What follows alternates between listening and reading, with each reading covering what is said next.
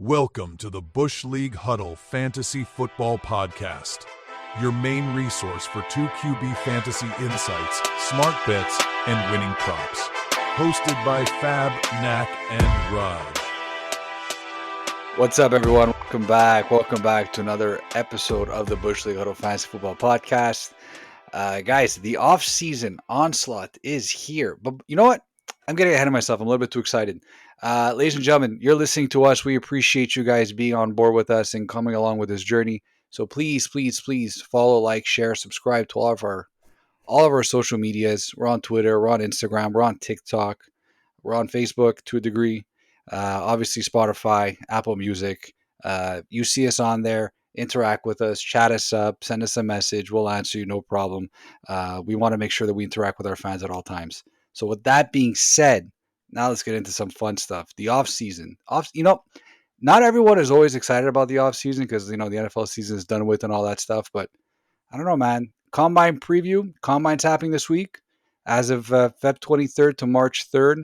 The biggest players in this in the fantasy draft are going to be on display. Well, we would hope, at least. We're going to get into that a little bit later. A big day to take note of is Saturday, March 1st. That's where you have the on-field workout for running back, quarterbacks, and wide receivers. So the underwear Olympics are in full swing. But apart from that, we got February 18th to March 4th. So we are still in this period right now. It's a league transition and franchise tag windows. We've been talking quite a bit about some players that potentially will be designated the franchise tag. We spoke about T. Higgins last week. So that window is still very much open up until March 4th at 4 p.m. And then we got the really spicy stuff. We got the tampering window from March 10th to March 12th, which, Knack, I'm going to throw this on to you right now. So for some of our viewers, can you explain, because you're more of the specialist when it comes to this type of stuff. You got you got all the information right on your hand over there. So the tampering window, give us a quick little rundown as to what that is. Yeah, so I think they added this a little while ago because there was obviously tampering going on while in free agency. So now they've kind of made it legal for a couple days. So teams can now start talking to players who are free agents a couple days before the actual free agency starts.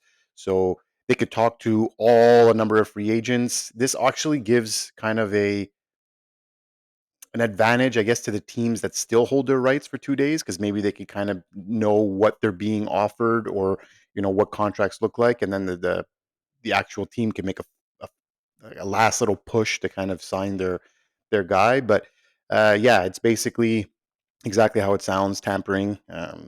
They will ask free agents, or they'll try to sign basically free agents or try to offer them contracts, but the contracts cannot be signed until March 12th at 4 p.m. That's correct. But And they always start trickling in, right? Yeah. You always Yeah. hear the contracts, and I think that's when the new league starts. The NBA has had this for a while, where like there's a period where you can talk to free agents, and then a few days afterwards, that's when you could officially sign. I don't know if the NHL has done that as well, but it's been pretty prevalent in the NBA for a while. The NHL, I feel like all the news comes out on July 1st, right? Because that's yeah, but they do. They added, the NHL has added that as well. The tampering. There's a 2-day window where they can tamper. So it's just being able to put contracts in place, and then obviously you have all the insiders that come out with all of this news because they hear that they are going to sign the contract. But in some cases they are wrong. They do come out wrong, and like someone ends up changing their mind, and I guess that's what the tampering period is for. And I'm sure a lot of news comes out to try to force the hand of the team that you're already playing for as well. For sure. While we're on the subject of definitions, I just want to provide one quick definition of the combine. So the combine, it dates back to, I think, the early 80s, where it wasn't the underwear Olympics as we know now. It was a way to regroup all the prospects in one location to do all the medicals combined with interviews as well. So only recently has it turned into like the spectacle that it is, where let's just start doing drills now. So that's a little wrinkle that I hadn't known for only a few years now. And that's Roger's thought of the day, ladies and gentlemen. Thank you very much for tuning in. Get that up. But one thing I do want to mention about the tampering window, thank you for that, Roger. That was actually very insightful. I think now we understand why the word combine is involved in this. It should for be the the tampering window, the combine, not yeah. the combine, the Well, combine. Americans like to mispronounce anything. Oh boy. Well, who said that? We love our American viewers. Thanks for listening. The one thing I did want to mention State. last year, the Giants had the Hard Knocks right in the offseason, and I know it was a fiasco. We're not going to talk about like what actually transpired, but what I did like though is how they really provided an inside look on what happens during the tampering era, during during the free agent signing window, having that portal up on the GM screen where he submits the contract and he submits the offer and all that stuff. I thought that was really cool because it gives you a firsthand look on actually what happens, because we would have never been able to see that like apart from that, right? So that's interesting. And But also gave us a look at firsthand on what not to do with your star players. I don't know what you're referring to. I don't know what you're referring to. So March 12th at 4 p.m., the new league year starts and all this free agent signings become official. So that's super exciting. So the next few weeks are going to be mega into news, mega into player signings, new contracts being signed, potentially trades happening, which we're going to touch on a little bit later on. But in addition to all the other potential news that's going to come out right now, so actually the Jacksonville Jaguars hired a new GM, which everyone might be like, okay, whatever, the Jaguars. But they hired the former Rams director of scouting, James Gladstone. And I've never heard of this guy before. I had to Google his name. He spent the last 8 years in various GM related positions with the Rams. He helped construct a playoff contender without any first round picks from 2017 to 2023. The last time the Rams had a first round pick prior to 2024 was Jared Goff in 2016, which is wild. So, F them picks. yeah, I guess so, right? It Yep, works. exactly.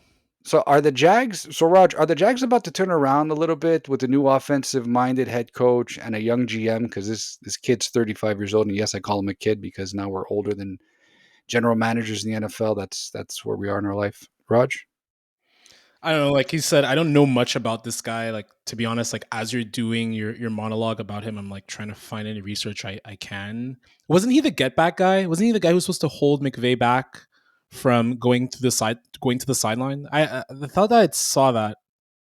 I know who you're It's like talking about. I don't think it's the same person though. no, eh? They just have the same haircut or that same kind of douchey look. I Tell us think how you it's really going to feel. look like the Jaguars have a ton of work to do. They have to fix the offensive line. They got to fix Trevor Lawrence. They got to figure out what they got to do with the running back situation. Their secondary was awful. I think they were one of the worst secondaries in the league. So there's a ton for them to do. I don't recall. I believe they have a top 8 pick, if I'm not mistaken. Pick number 5 right now. Pick number 5. Pick number 5. Pick number 5, Tankathon has them taking Mason Graham. D-line, they could go D-line, they could go Will Johnson, cornerback. I think they have a lot of work to do. I don't think this guy's tenure in Jacksonville is going to be kind of dictated by what they do in year one. I think if they go in the realm of, maybe trading down, that'll be interesting. But if you worked for Les Snead, if you worked with the Rams, as Nak said, F them picks. Right? Yeah. They would trade picks to get key players. I just don't think that's the strategy for them to go with now, considering how weak the talent pool is on the team. So I'll take it one step further. He's not going to have to go and get out, but I mean, yes, F them picks, and they always traded their first rounders, but the Rams always drafted really, really well. So I think having that experience in that Rams front office, I think is definitely going to help. I think the Jaguars have missed on a lot of draft picks in the last few years. No one that's coming into fruition. I know they've traded a lot of players, especially first round picks that they've had. They've released some guys, so maybe getting a guy young minded, worked like you said with less need, and coming from a really good Rams team who knows how to draft, I think it's definitely going to benefit them. But to your point, Raj, they have a lot of work to do, and they're not one pick away from becoming a contender anytime soon. No, they're definitely not one pick away. That's for sure. But I don't know. I'm slightly optimistic when it comes to this GM hire. I like the fact that it's the guy's younger. He's very young, but I like the fact that despite his age, he still has we talk about a body of work, right? He has a body of work in a GM-related position with, for all accounts, a very well-run organization in the LA Rams, right? I mean, they've been able to trade all those picks and still have a stacked roster and get guys in the later rounds that have been contributing members to that football team. So this might be exactly what the Jaguars need. It's a real jolt in the arm. It could be a shock in the organization. I don't know. It could be something interesting to watch. Body of work. He has a nice haircut. I thought that's where you're going. Sure. I mean, yeah, but let's move on. So the Saints, the Saints also hired Brandon Staley as their defensive coordinator, former head coach of the Chargers, pairing Brandon Staley with now Doug Nussmeier, the offensive coordinator for the New Orleans Saints, who was the father of Garrett Nussmeier, the Nussmeier. LSU quarterback. I'm sorry, am I mispronouncing it probably? Nussmeier. Yeah, I was going to say, did Fab get one right? And then he doubled down too. I said Nussmeier. Not quite. Not quite. Well, close enough. So the offensive coordinator. Do you think this is foreshadowing of what the Saints could be drafting next year? When Garrett Nussmeier does actually come into the draft, and I mean, already the fact that they're both in the Louisiana state could be interesting as well, right? He stays very close to his son. Maybe I'm connecting dots. Snack, what do you think? Yeah, I don't know. They have to figure out what they're doing first with Derek Carr before any drafting QB situation comes of that. I guess. Look, if you want to tie that together, then I'll say sure. Like I'm sure there's a world where his father will look to want him to join the team, but just bringing up Brandon Staley for a second. I know we've talked about it in the past. Not sure on the pod, but I know we've talked about it in the past how we all liked him as a coordinator and not a head coach. He's not a guy who could take on the whole team, but I think great hire for defensive coordinator, especially from what was left out there, which is kind of nothing. All the coaches have been kind of signed all over the place. So I think it's a solid hire. And then you have, Kellen Moore as the head coach. I think they're, again, another team that has to figure their identity out a little bit. And I think they're putting the right people into place. I just hope it doesn't, turn into a Vegas situation where, your roster and your coordinator, everything is going great. And then you kind of forget about the QB position. Yeah, and I think I don't think Brandon Carr is going to be honest with you, I've been reading about him being a cap casualty when the season starts up. Or Derek, you mean? Yeah, that's what I meant. I said Brandon Carr. I saw Brandon Staley over here. Guys, listen, I'm 0 for 2. We're rocking and rolling over here. Yeah, so Derek Carr actually might be a cap casualty, so that could be. I mean, it makes you wonder what the Saints are going to do from a QB position because all they have is Spencer Rattler and Derek Carr on the roster right now from a QB perspective. And Jacob Haney. Doug Nussmeier played for the Saints from 1994 to 1997. You mean Nussmeier? I mean Nussmeier. I mean Nussmeier. Man, Staley, I don't know, man. Like that tenure with the Chargers was as bad as it gets, and then he was not good last year with the Niners. That defense took a major step down. Granted, there was a lot of injuries. There was a lot of I think Greenlaw was out for a while. A lot of injuries. Yeah, Jarius Ward, I think he was dealing with passing of unfortunately his one of his children. Yes. And it's going to be interesting. Saints play a lot of man coverage. They're typically a man coverage team. Staley plays more cover too, so they might have to make some changes on the defensive roster on that front. So the Staley hire, I know, honestly doesn't excite me that much. For Carr, during Kellen Moore's introductory press conference, he sounded complimentary of Carr, but also non-committal. I think they have no choice but to start with him for the year. I think it's his last year, though. I can't imagine them going forward after this year. I don't have the cap numbers in front of me, but there has to be. I would assume there'd be an out after 3 years, as typical for all these QB deals.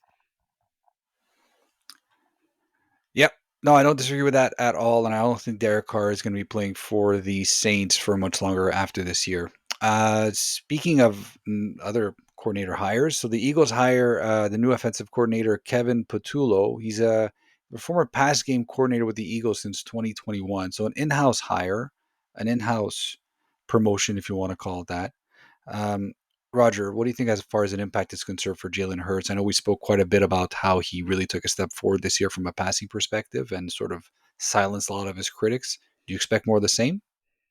Yeah, I think what they did here is they just went with the guy already in house to ensure that they kind of keep that stability, make sure that whoever comes in there knows that you have to run through Saquon Barkley, play action, deep shots to AJ Brown and Devonta Smith. The formula is there. There's really no need to mess with it.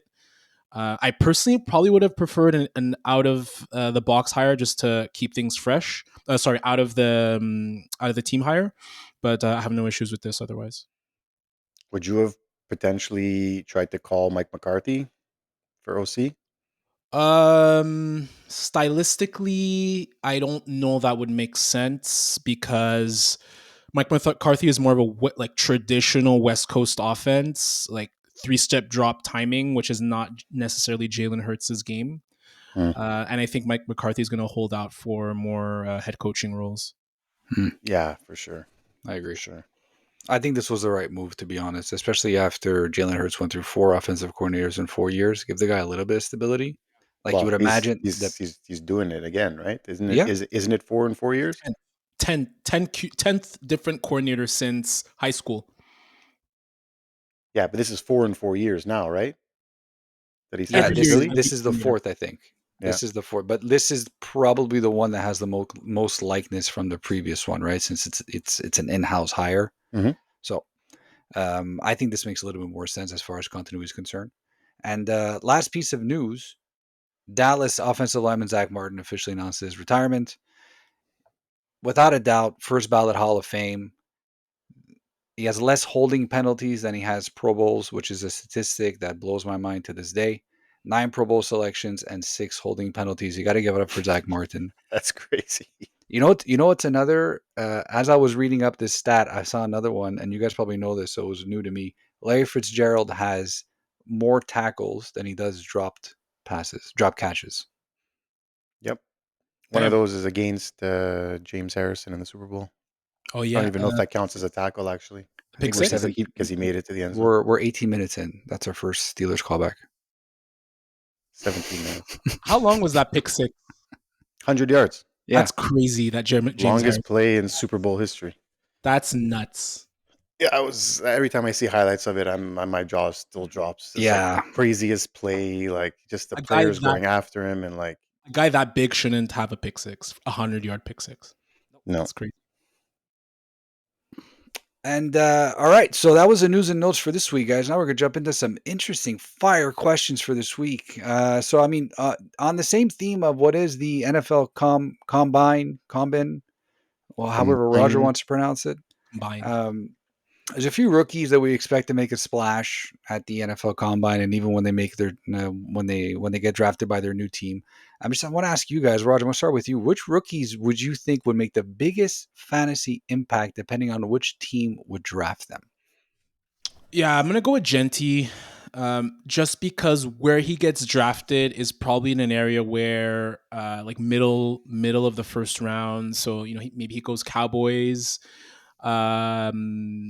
Maybe he goes Broncos. I've seen Broncos and Cowboys quite a bit, and those are teams, especially the Broncos. They just made the playoffs, and despite what we think about the Cowboys, they're not that far off. Tremendous player, Heisman Trophy winner, low compact to the ground, crazy contact balance, crazy amount of broken tackles. I think 2,900 yards, 29 TDs. I think he was the Heisman runner-up, though. Yes. Heisman. Did I say Heisman winner? Yeah. Sorry, my bad. Heisman runner-up. Thank you for correcting. Heisman runner-up. I think he can have a major first year, depending on where he goes. Yeah, that makes sense. I like the Broncos a lot, actually. I think they need help in the running game. I feel like the Cowboys have sort of dug their heels into the running game right now, even though it's not a big star. But I think the Broncos can definitely use And a top end running back, and Genty is definitely it.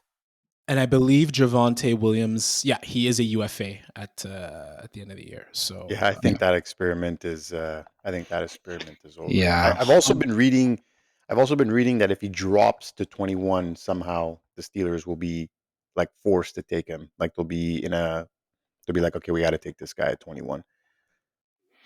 that would be a bad use of assets, in my opinion. Like you already have One, Jalen. Yes. one, Yes. 100%. 100%. I'm just, yeah, I totally agree with that. Yeah. Knack, what about you? Chargers could be interesting. Sorry if Chargers could be Sorry. interesting depending. J.K. Dobbins, the free agent too, depending on what happens with our boy league winner J.K. Dobbins. That could be an interesting one too, depending on how much he plans on commanding. But I think there's a lot of interesting options for Genty. There's a lot of interesting running backs in general in this Yes. draft this year that you can get some really solid players on day 2 and day 3 that'll be like immediate contributors to your team. It's not just Genty and that's it. Like he's It's a Genty and loaded that's it. class. It's a Yeah. loaded class. Yeah, like last year was very much loaded on wide receivers, right? We spoke about that a ton last year. This year, I feel like running backs are coming back with a bit of a surge. Knack, what about you? Yeah, Genty was my like the easy answer one for sure. Like everyone has him as like probably the guy who's gonna have like the most. But I think Emeka Ibuka Mm-hmm. is also gonna have a good fantasy impact. Plays mostly in the slot, but has great size and skill. He's an amazing route runner, so that's your quarterback's best friend. And I feel like slot receivers kind of break in a little bit quicker. In the NFL. And we saw how a slot receiver like Lad McConkey helped the Chargers and became, Herbert's best friend, especially going down the year. And I think I compare him a bit more because of his size to JSN. I Yeah, think that's he what I has a said. Yeah, really nice comparison to him. And like I know it took him a few years to kind of break out, or a couple of years to break out, but um, I think he could definitely have some fantasy impact depending on, again, a wide receiver needy team that goes to grab him. He likely goes in the first round as well, depending where he drops, depending on what teams you. I saw a lot of the Rams. You saw a lot of. I Tankathon has obviously, him on Chargers, but I don't think that's a good fit with yeah. I don't know McConkey. if they won up. Yeah, exactly. Yeah, I'm not too sure. I know the Steelers are obviously mentioned because they need a wide receiver, but. And then obviously honorable mention to Tyler Warren. I think he comes in yeah. and probably smashes this year as well. Looking honestly, it'd be really nice if he landed would be the Colts. I think that would be a crazy fit. That's where he's mocked, actually. Yeah, I don't know. Yeah, I agree with it. Like they could definitely yeah. use a good tight end, maybe help out Anthony Richardson as well a little bit. I don't know if you'll have the fantasy impact that Brock Bowers had, but you know, potential to do Different something special as players. well. Yeah, Yeah, for like sure, a for bit sure, different. for sure. Yeah, but Penn State and their tight ends, man, they know how to produce him. Mm-hmm. I was looking, yeah, yeah. I was looking at Ted McMillan. I'm not even going to try to pronounce his first name. Wide receiver out Try. of Arizona. Try. I'll give it a shot. I'm I'm breaking the matrix. Teshora, What'd you call me? Tetara, Tetaroya. Tetaroya. Is that how? No, how do you pronounce it? Yeah, it's a Tetaroya. Tetaroya. That's Tetaroya. that's Tetaroya. Tetaroya McMillan. those are some bad words in different languages. But it's gonna be it's gonna be a favorite in the bush league. I can already see it. Oh, I can already see some people throwing in. I got Tetroya McMillan.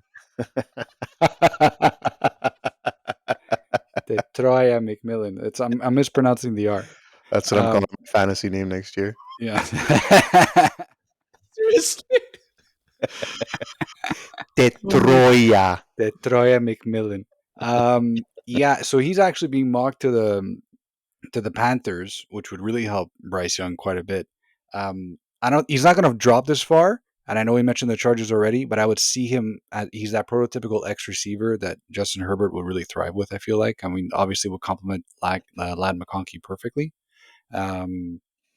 Yeah, like I see Shadur Sanders also really really having from a fantasy perspective, because this is more of a fantasy question than anything else, going to the Raiders. I know it's not a sexy pick. I know it's not super exciting, but just having Jacoby Meyers there, and obviously having Brock Bowers, those two studs on the outside, and Sanders has been known for having obviously excellent accuracy, and like Cam Ward called him out on the other on one clip I saw on YouTube. How'd you win the accuracy award for throwing bubble passes the whole time? Yeah, Raj. I like there's some competition between them. Yeah, no, they've McMillan's, been going back and forth whenever they showcase their skills, and they yeah, like it's a healthy, mutual respect. yeah, it's really healthy. It's good. McMillan might be too X receiver for some blood. I've seen some comp to T Higgins, big guy.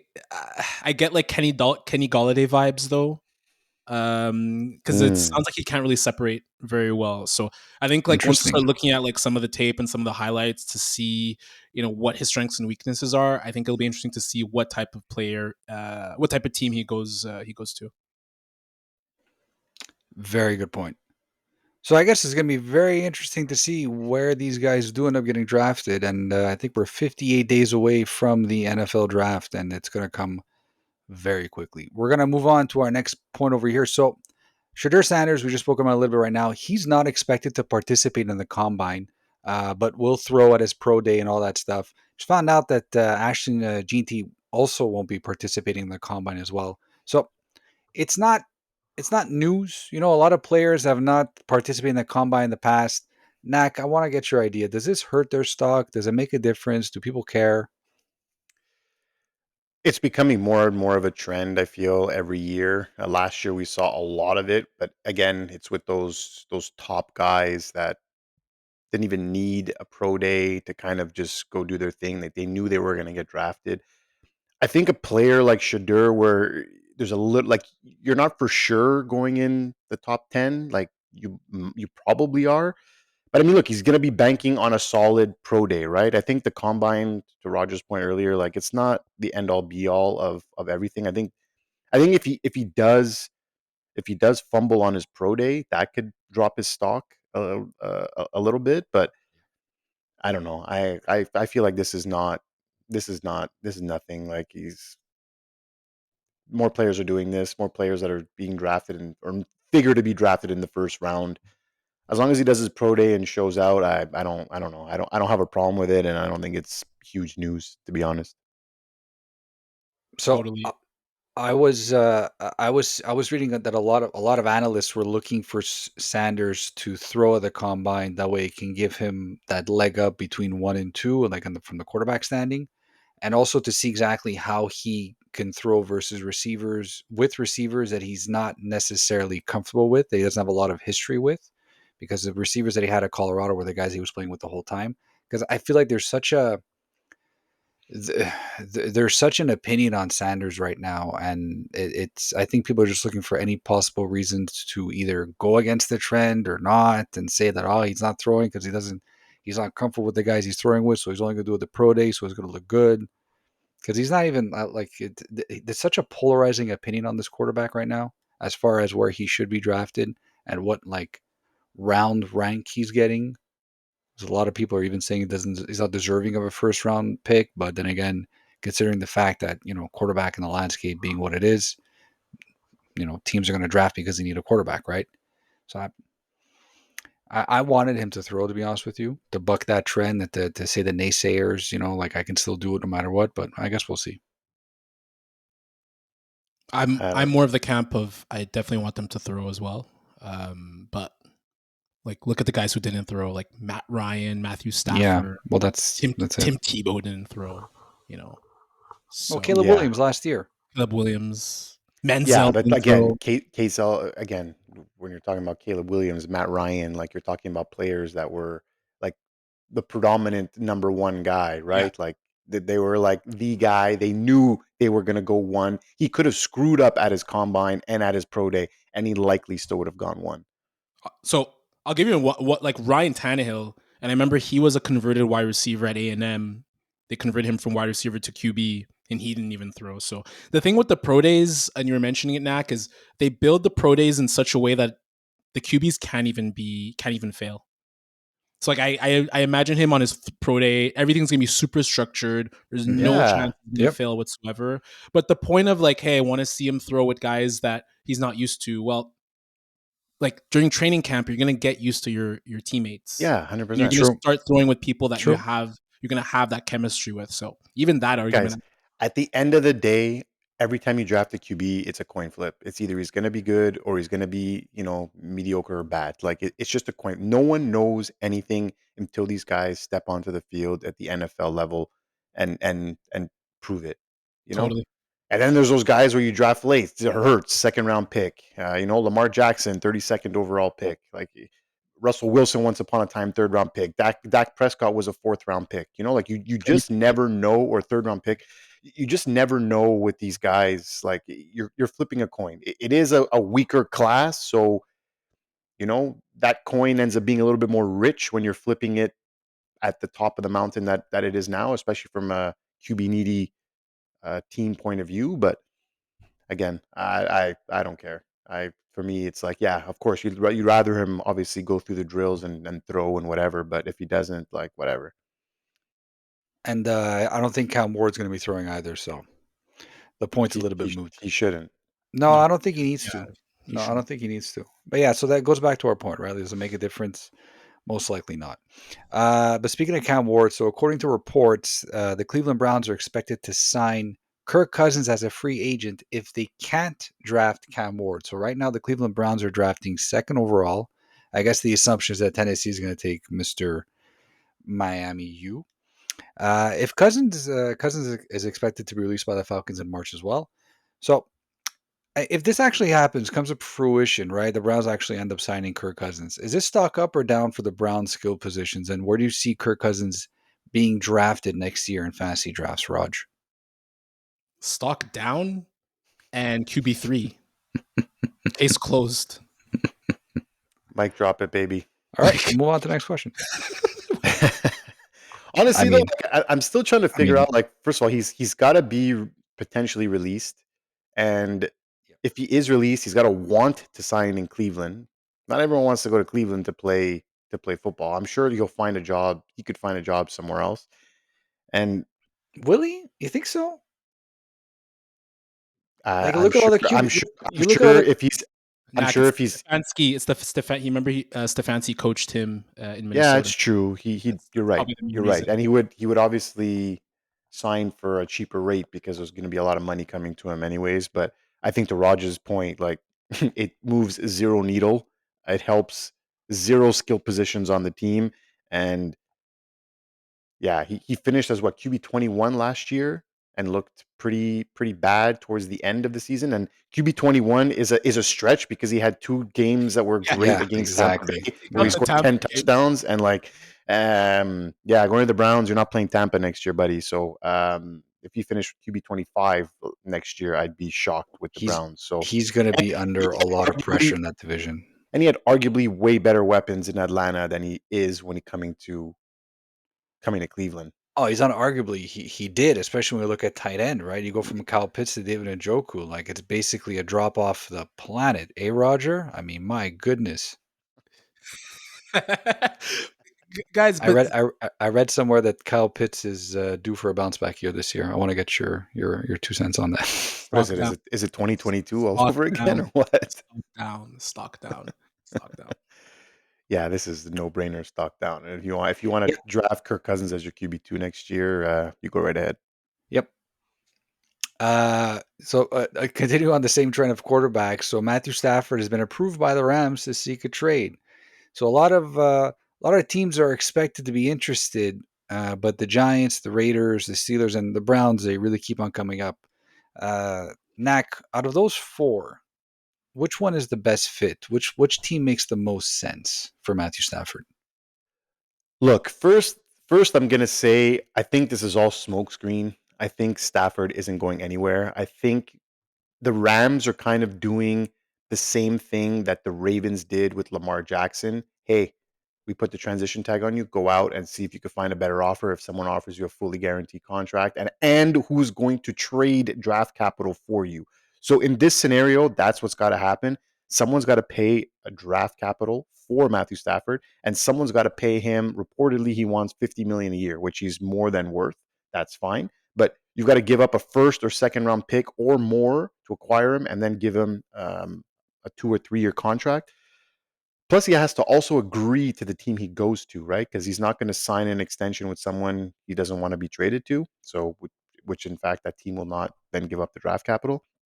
In terms of the team that makes the most sense to me, I think it's the Raiders. If I'm being honest, they have the most complete team and closest team away from competing with that QB position in place. Plus the fact that all the other teams you mentioned in the Browns, the Giants, and Steelers. the Steelers, those are all outdoor cold weather teams. Matt Stafford has not played on a team that does not play in a dome his entire career. So I think the stock goes way down going to any of those teams. And I think the Giants, Steelers, and Browns are not a QB away from the promised land either, right? And I think the Raiders are the closest to that. I believe they're probably going to add a few more pieces this year as well. Pete Carroll coaching. Uh, I think if the best fit for me would be the Raiders, but I personally don't think he's going anywhere. I think it's all smokescreen. Roger. I think Max said it perfectly. I don't get why the Rams are trying to break it up with him. Like, I understand there's the snag on money, but considering how well they played in the divisional round against the Eagles, they were just a few plays away. They were And one play away. One play away, yeah, basically. And the defense showed up and showed out this year. They played unbelievable considering the players that they've lost recently, considering Aaron Donald left as well. I don't find that they're far off if you look at the landscape of the NFC West. So because of that, I just don't see him leaving. And I've been a firm believer that he seems like he's fully entrenched to being with the Rams. And I know McVay, like from what he says, when you hear from podcasts or interviews, he loves Stafford. So I think it's all smokescreen as well. And I don't think any of those teams personally fit. Raiders, I think the fit's weird because of the Chip Kelly hire, and they prefer more of an RPO mobile quarterback. If anything, maybe the Steelers makes more sense because they're probably the team that actually looks like they could contend more out of all those four. But I think he's staying a Ram. Yeah, I find it weird too, to be honest with you, for all the points you guys just mentioned as well. Like maybe the Rams know something we don't, and they want to get ahead of the curve when it comes to moving on from Matthew Stafford. They don't want to do it sooner rather than later. But I don't know. I thought it was very weird. I know Peter Schrager, friend of the pod, mentioned that Matthew Stafford is looking for north of $50 million a year, so somewhere around like 55, which I don't think, like you said, Nag, I think that's he's worth every penny of it. Well, look, Kyler Murray is 10th right now, and he's making 46 and a half. Yeah. So, like, you're telling me Stafford is not worth at least 50? Oh, 100% he is. 100% he is. Yep, without a doubt in my mind. Yeah, if I'm the Giants, I would pay him that money for sure. But that's 10th. That's 10th slotted in average annual value. That's exactly. That makes perfect sense. Yeah, which is fair market value for him. He would be 10. But I think even if he asks for 52 or 53, like, look at what these players are making above him who've done nothing, right? He's won a Super Bowl. Deshaun Watson messed it up for everyone. Oh yeah, of course. That's when the new market started, right? When everyone started going bonkers with these QB Todd's numbers. head is just Deshaun. You mentioned Deshaun Watson. He's just spinning. Like 100%. He's trying to find something. Actually, but I did find something. Nothing about Deshaun Watson or Justin Tucker for that matter. We love massages for the reason they're supposed to be meant to assume they are. We do want to. There it is. There it is. I saw a tweet online from Cam De Silva. So I'm just going to read it out verbatim because I thought this was super interesting. The Rams hired Alex Van Pelt, who was the Packers QB coach for 4 years when Aaron Rodgers was there. The Giants have hired Chad Hall, who is Matthew Stafford's brother-in-law, as their assistant QB coach. Very interesting. I think the Rams want the 34th pick from the Giants, and I think potentially a little bit more to get Stafford. Because if the Giants give up the third? No, they're not giving or up the fourth third. That's a no. overall. Yeah, yeah, Like, I think yeah. I No, think you guys gotta I would, maybe I turn would, the page on the franchise if they do I that. would, But I would revolt as much as I do love Matthew Stafford as an individual and as a quarterback. I think he's a wonderful, wonderful quarterback. I would revolt giving up the third it's overall just a pick. thing. Like Not they're not a Matthew Stafford away though. That's like the thing I don't like. Right. Like No, I you guys agree. tell me, They're you guys not. are fans, right? You guys see more. Like they're not a Matthew No, Stafford away from competing. we need offensive line help. We need secondary help, both from safety and a cornerback perspective. We need offensive line help. I said it twice because we need a lot of help on the offensive line. GM help. Uh, We need coaching help. That's we the need other coaching thing too. help, He needs to go somewhere where he has the protection. strongest offensive line Yep. because he is like the probably truest pocket passer left in this league. Who's Yep. like true pocket passer and has like 4 rushing yards in a season.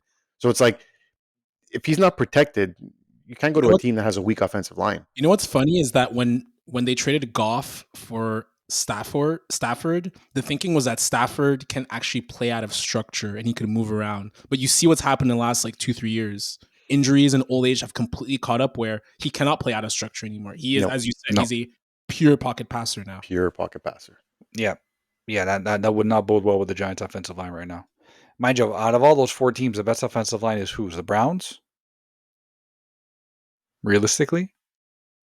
Maybe the Raiders? Yeah, I would say so. Yeah, Yeah, I'd probably say the Browns. Browns' offensive line has been very good Just lately. The I Browns are don't not as see. bad of a team as like on paper wise. Like There's no they're way his wife is saying yes to Cleveland. There's no way. realistically, there's no way anybody's wife is saying yes to Cleveland.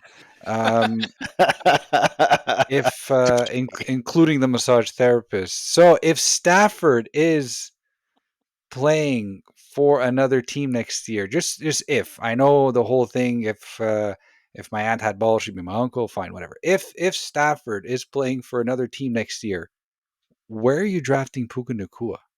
I know it depends on who the quarterback is, right? But like Raj, you and I have spoken about how Puka's like wide receiver 3 as of right now. If everything stays as is for next year, like you can argue Chase before him. You can obviously argue CeeDee Lamb. Obviously JJ for sure. So like he's wide receiver 3, wide receiver 4, no problem. yeah, Is it the doesn't same? change. Doesn't change Doesn't for me. change at all. You know what worries me more is his injury history. That worries me more than his QB. The way he plays, he's going to continuously get injured. I actually fear Yes. he's not going to have that long of a career. I agree with you on that. Yeah. But for me, like for the time being, because he's only 24, 25, I'm not concerned. And I would assume if Stafford isn't there, they're going to at least have some form of a competent passer. But for me, it's Chase, Jefferson, Puka, then CD after what happened this year. Oh no, I'm not. There's no way I'm putting CD or Puka ahead of CD just yet. But I tend to agree with you. You're drafting him in the first, second, early third round, depending on what kind of fantasy Bro, league you're in. there's no way he's getting third round for Puka. He's Well, going. if you're in a 2 QB, it could potentially slide. But no, second round. I would say second round. Yeah. Second round. Second Second round round. is when realistic. second Sure. round is realistic for Puka. But the only thing I heard is there's rumors of potentially re-signing Jimmy Garoppolo if Stafford leaves to play QB for the Is Rams. he still your wide receiver 3 if Jimmy Garoppolo is throwing him passes? Yes. And All stars always find a way to produce, no matter who the QB is. and Fab, look at his game. It's catches at the line of Screens, yeah, screens, and just running over people. yeah. And he does not need accurate QB play at all. Perfect. Can't wait for you to draft him. You're avoiding him. I'm not avoiding him, but like he's dropping down a peg or two for someone who's a little bit safer for me. And I don't have the wide receiver rankings in front of me right now. But Okay, so I want to play a game. Sure. Who are you drafting over Puka Nacua? Okay, let me get the wide receiver list out there. Hold on a second. So this is all things remaining the same. This is do we go with Jimmy Garoppolo as the quarterback, or do we go with just Stafford not being the quarterback? I mean, for your exercise, I feel Whatever you want, whatever. Just Okay, big, no Stafford. Okay, so Justin Jefferson, obviously, CeeDee Lamb. I'm looking at average. I'm looking at contract right now.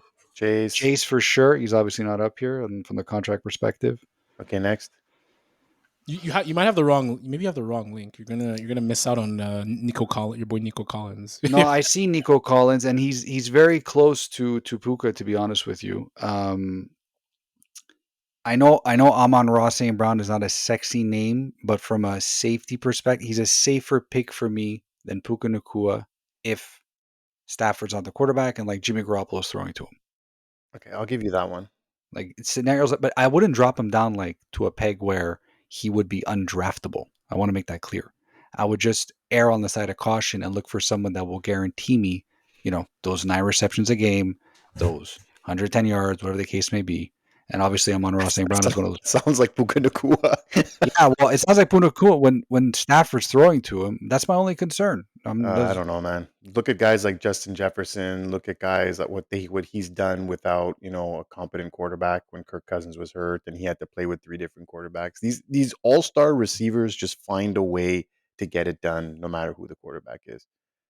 Personally, in my opinion, that's just I don't think to me I don't see him any differently. Would you take Tyreek down like all those years if you didn't have a quarterback? Do you take him down a peg? He was with Tua this year. Yeah. Last year, you took him down that much of a peg. Yeah, Tyreek without Tua is not a barely startable wide receiver. Barely startable. Yeah, he's a wide receiver too. Some respect on Tua. Like he's not Mahomes, but he runs that offense perfectly well. And yeah, he's no. I meant like you would draft him, let's say 2 or 3 rounds later because he didn't have Tua there. Is what I'm trying to say. Well, like where he's going now, like I'm just looking at Fantasy Pros, the early consensus rankings. He's tier 3. He's WR 13.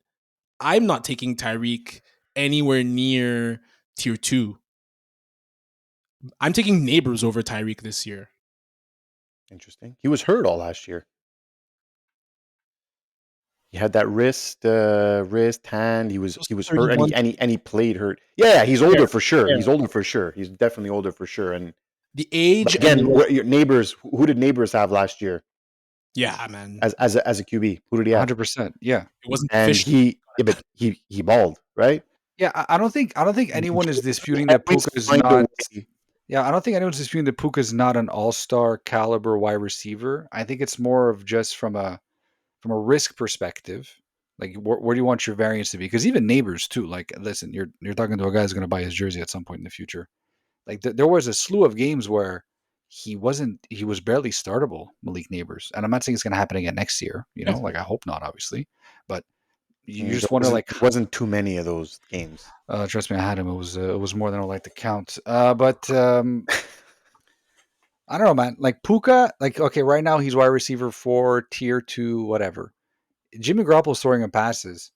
It's not as if he's going to drop down to like wide receiver 10 for me. Like he's going to go to like maybe 5 or 6 at the very most. I just feel like it needs to be taken into consideration. But then again, you know what? Everyone drafts their own team the way they want to draft 4 it. or 5 or 6 is the same thing to me.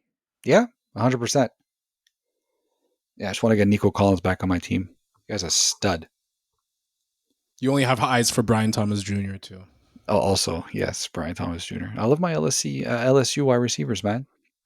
LS what? LSU wide receivers. Oh, that's what you said. Okay. So moving on from wide receivers, now we're gonna touch on the running backs right now. So James Dalvin Cook, the brother to Dalvin James Cook. James Cook ain't happy. Is that real? That is real. Yeah, that is real. So. I swear to God. Really? I swear to God. Wow. I swear my hand to God. James Dalvin Cook is the brother of Dalvin James Cook. Wait, that's their names? Yes. Go Wikipedia. Why do you think I was shocked? James Dalvin Cook? Yes. That's wild. That's pretty damn cool, man. That's kind of cool. Yeah. Parents are never going to forget their names. It's perfect. So his current situation, Buffalo Bills running back, he ain't happy. He's currently seeking $15 million on an average annual value from the Buffalo Bills. That would put him in from an average. Hold on a second. I got the numbers in front of me. That would put him second. That would put him second behind Christian McCaffrey. Should the Bills pay him? Raj? No. How could you after seeing how can you justify that? Yeah. Saquon is at 12. Jonathan Taylor, say what you will about him, he's at 14. Josh Jacobs at 12. This is dumbfounded. This has no bearing, in my opinion, to ask for 15. Like, you're not the second best running back in the league, despite the season you had, which is which is an outlier season. Which we all talked about it, right? We loved the season he had. He played great, but 16 touchdowns, 18, I think 18 total. 18 total. 18 total. You really think Dalvin James Cook is going to have 18 total touchdowns again? You had it right the first time. Yeah. And I just like to say, I want to say both. Yeah, man. I think you have exactly what I had written down here. Barkley had double his amount of rushing yards last year. He had slightly over 1,000 yards. He finished with 1,009 yards last year. Okay, 18 TDs. Is he wrong to ask for 15 million? Absolutely not. I would ask for that much money after a 100%. season as he put up. Should he be paid that as a bill? Absolutely not. And especially how the Bills have proven that they can be not only successful but win games when Josh Allen is in control. Like, they lost players and they still did it. Like, there's no way in hell he's getting $15 million a year. Not in the market. Henry's making 8. What? Derrick Henry's making 8. Like, yeah. You out of your gourd. Out of your gourd. Ramondre Stevenson's making 9, bro. But where would you guys put? Where would you? What would make sense for him? Like the 6th spot, like behind around the Josh Jacobs $12 million range, or what do you guys think? Yeah, well, he'd have to be making at least 11-12 million for sure. He had a better year than Josh Jacobs did. I would even go like 10. It has similar. I will put him around 10. I will put him behind Josh Jacobs because it's an outlier. If Josh got 12 last year, cap is up, everything is up, everything goes up, right? The salary is going to go up. I think he gets slotted in that 12.5 to 13 range. I think he gets slotted there. He's for sure got to make more than Saquon. Yeah, but the thing is again, you're looking at a contract that's 1 year removed. So what would Saquon get tomorrow, right? He'd get more than 13 million, right? Saquon tomorrow. Call his 13.5, maybe 14 or 15 million in like today, a year later, right? It's a little bit, it would be inflated. Sure. So if he gets Saquon or just under, like I said, that 12.5 to 13 ratio is what I think he probably ends up settling for. I don't think he gets 15. I think they'd reduce Saquon's deal after this year too. If he has another big year and he stays healthy, I think. Yeah, they're just going to re-sign him with 1 year left for sure. Yeah, for sure. Yeah, if he continues on that trajectory, for sure. And that's where he maybe commands some type of McCaffrey money. One last payday. And he deserves every single penny of it. I'm just happy that he won a Super Bowl despite being on the Eagles. He consummate pro, and he deserves it. I got nothing but good things to say about Saquon Barkley. That's right, I said it. I ain't scared to say it. So James Cook. James Dalvin Cook and Dalvin James Cook. Both very good running backs by their own standards. One play for the Vikings, one play. Did you just look it up on Wikipedia? Is that why you're laughing right now? You didn't believe me, huh? You never believed me, Roger. Never. I did. I'm just trying to think if we that happened with like our siblings. That'd be. I'm dumbfounded by this. This made my day.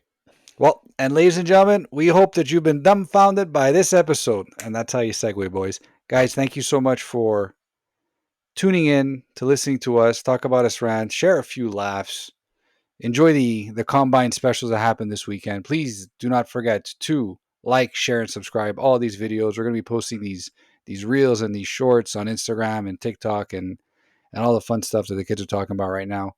You can find this episode on YouTube, on Spotify, on Apple Podcasts, everywhere you listen to your podcast. If you want us to come through your car radios, don't be shy. Hit that like, hit that subscribe, and we'll be there every single week like clockwork. So guys, I don't know. Thank you very much for spending time with us. I'm Fabio. That's Roger. That's Knack. And we're out. Roger, cue the music.